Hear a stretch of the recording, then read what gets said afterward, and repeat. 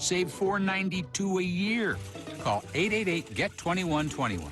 21st Century Insurance. Same great coverage for less. Oh, he looks nice. Yeah. Hey, whatever happened with your office romance? Oh, hello. Hey.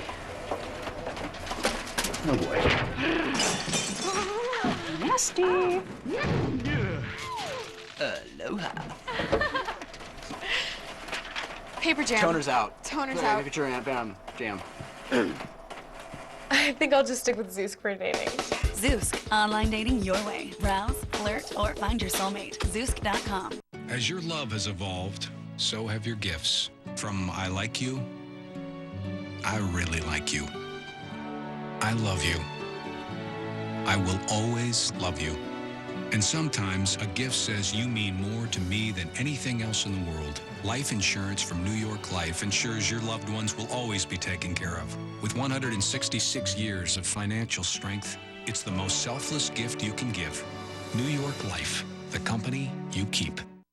A beach's vacation is about more than just getting away. It's about catching your first wave and fulfilling a lifelong dream. It's about exploring new worlds in a place with more chutes than ladders, where the only thing more spectacular than the pools is the beach. It's about service with more than a smile and bringing generations together. It's about hanging on and letting go. Beaches, more quality inclusions than any other resorts in the world. Call 1-800-BEACHES.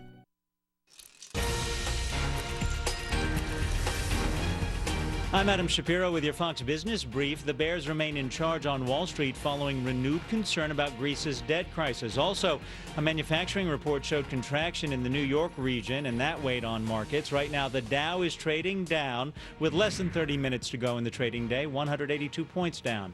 Oil prices plunged more than 4% as investors focused their attention on the developments in Greece. A stronger dollar took a toll on prices as well. Oil hasn't settled below $95 a barrel since February 18th. Greek Prime Minister George Papandreou is forming a new government in an effort to win parliamentary approval of his latest austerity plan. Thousands of demonstrators have gathered outside the Greek parliament to protest the latest austerity measures required to obtain new loans from the IMF and Eurozone. It's the third time those demonstrators have protested this year, protesting the Greek government's plan to deal with their country's debt problems.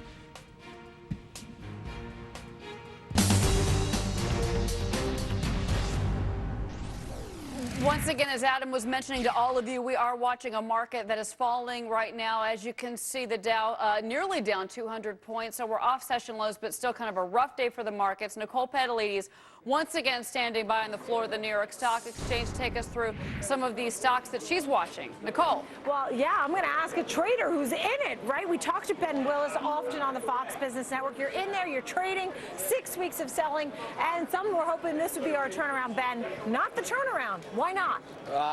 Pigs. we caught swine flu. I mean, you had the story coming out of Ireland, where the senior debt holders were expected to take a loss on theirs. Senior debt out of Ireland, which is tied in with Greece. There's a situation in Greece. There's a leak out of memo out of Brussels saying the EU leaders were not able to come to a conclusion, and then Papandreou of Greece offering his resignation. The market hated it. What you're getting from that is demand destruction in the commodity complex, in a reevaluation of the entire equity market. So we just sold off. I mean, I told you early on, before we even started trading, I thought we'd end up on the day, even after the early morning. You went out on a limb, and you said that was a big limb. It had to be a big limb, right? Yeah, so that's not happening. But at 11 o'clock, around 11 o'clock today, it's the news story started to come out of the pig nations, and we just got slaughtered. I mean, it's what it came down to. It's plain and simple. It's all we thought the whole Greece situation, that whole situation between Portugal, Italy was somewhat put to rest and a decision made. And when it came out that there was no decision made in Brussels and that there was such discontent with the Greece people, the people in the Greek people, that Papandreou actually considered resigning, this market just took it on the chin. What about tomorrow? Well, I'm going to go What back about out on that. tomorrow, I'm going to Ben? go back out on that limb. Depending on how we end up on the day, I still think that there is a good upward trend in this marketplace. That providing again another catastrophe like we've just saw today doesn't happen. I think the market can continue. I think there's enough buying power in this market to go into an expiration on Friday that we should close out on the plus side. Quadruple witching on Friday, folks. So we're going to have a lot of volume, a lot of volatility right now into the close, and the next 48 hours of trading, right, Thursday and Friday, are going to be something that everybody has to stay tuned for, because we'll see whether we can turn it around. And Ben went out on a limb. He said there's a possibility of turning the ship around. Big limb, big. There you go. All right, Nicole, Ben, thank you so much to both of you. And let's get back to how you can put your money to work in this market. Remember, when the market is down, there could be some great opportunities out there. Hank Smith, Haverford Chief Investment Officer, back with stock picks you say will make us some money. What do you like right now? Well, just like a year ago, at this time, you had a rollover in the leaders in industrial and basic materials. It proved to be a buying opportunity. We think that's going to be the case this year, as this is a temporary soft patch and the second half will be better. So in that area, we like DuPont, a leader in agriculture and seed business, taking market share from Monsanto.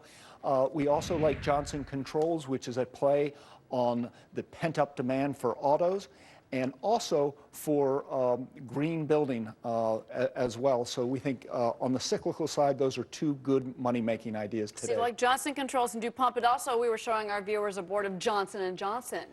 You like J&J? Absolutely. On the defensive side, because we can't ignore that, and they've done well, and they may continue to do well if this proves to be a rocky summer.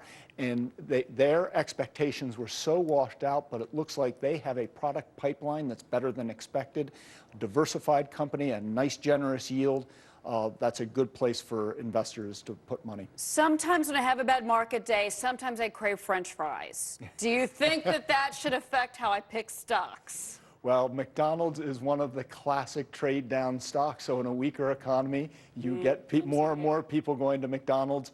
And as you pointed out earlier in the show, it's one of the better performing stocks today. It's also a multinational. I'm curious if that's why you like it as well, because it does have such global exposure. Correct. Maybe you have a slowdown in the United States, you don't have that overseas. And all of the stocks we're recommending have that theme to it, and they all have presence in emerging economies that are growing at over 2.5 times the rate of developed economies. Speaking of multinationals, global companies, you also like PepsiCo, and you like PepsiCo for basically the same reason that you like McDonald's, because of the exposure story, correct? Yes, and they're doing a good job in terms of insulating themselves from the rise in commodities, but that's cyclical.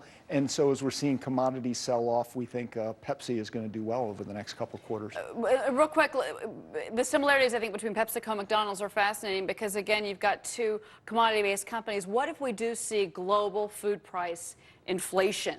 Would that affect your rating on a PepsiCo or McDonald's? Because if you see corn go up, you see wheat go up, which we are seeing and have seen those contracts rise in the last couple of months, would that change what you say about these companies? Well, probably not, because of their scale and scope. McDonald's actually is somewhat insulated. It's their franchisees that bear the cost of that, not the parent company. And again, Pepsi has done a good job in hedging some of those costs. All right, well, a lot of stocks out there are down today. You say there are some opportunities. I want to show our viewers some of the other sectors right now that we're kind of watching.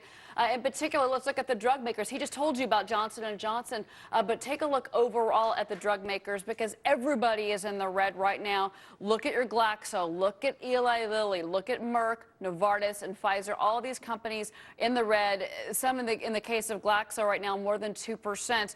So again, buying opportunities, possibly. That's your decision. Let's look at some of also the big health insurer companies, because the same picture here with a lot of these health insurance companies. Take a look. A lot of that. Aetna down almost 3% right now. And then take a look at Cigna. Cigna down more than 2%. Humana, United Health, and WellPoint insurance companies all under pressure. And boy, I tell you, when we were having that healthcare debate last year, that was fun to watch those charts going all kinds of crazy. But right now, those stocks are to the downside. Well, my next guest is creating a hot new business in spite of a struggling economy that is shedding jobs and facing wild volatility in the markets. The bottom line, he argues, small businesses are too important to fail. And he is trying to lead the charge with his company. You could call it the Groupon for small business, maybe. Joining us now in a Fox Business exclusive, Van Jepson. He's the founder and CEO of GroupPrice, and it's great to have you on the show. And you actually, since you launched, have actually seen your company grow. Again, you are the Groupon for business. Explain to our viewers how your site works. Thanks, Cheryl. It's good to be with you. And we've been growing about 40% per month over the last 5 months since we launched in January. How our site works is basically brings together two types of customers: small businesses that buy and small businesses that sell. We call them merchants. We bring them together in a very efficient marketplace where small business can find and buy great deals in 5 minutes. How is the small business market? Because you're targeting the small business market. We know that that's where we'd like to see jobs created in this country. But how is the overall environment right now from what you're seeing? It's tough out there. Our members tell us that their revenue's down 50%, their costs are up 20%, and there's no money moving from the bank, so it's really tough. But I tell them that good news is on the way with GroupPrice because we can help them grow their business and manage their business for less. You know, analysts say that there's a lot of copycats out there, in particular because of the success of Groupon, a company looking now to go public on the markets. Do you think that that is going to be a deterrent to you, or do you think that you have such a different business model from Groupon that you're going to be okay and kind of safe?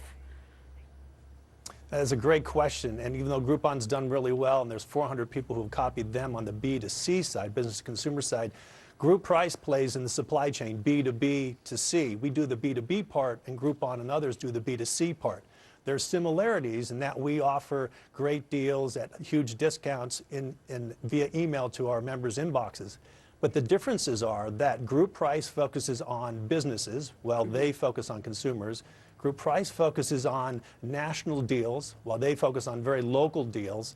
And GroupPrice focuses on deals that help small businesses grow online.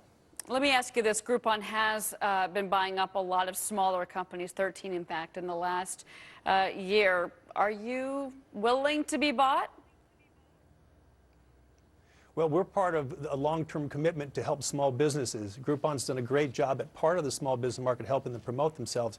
We're focused on really helping that small business grow and manage better. I think there's synergy there, and we'll see what the future holds because we're an early stage company. They've been at it a couple years. We'll see where we are in a couple years. Well, you never know. You never know, especially with a company like Groupon. But it's great to have you on the show. Van Jepson, of course, and the company is GroupPrice, and you are the founder and the CEO of that company. Thank you very much for being on Fox Business because we have a very busy market day, folks. A lot of you probably watching at home have a small business, and you're watching these markets and wondering how to handle the markets. We're on it for you in the next 15 minutes before the bell rings. There you go, the Dow down 172, S&P, NASDAQ, Russell 2000, all to the downside.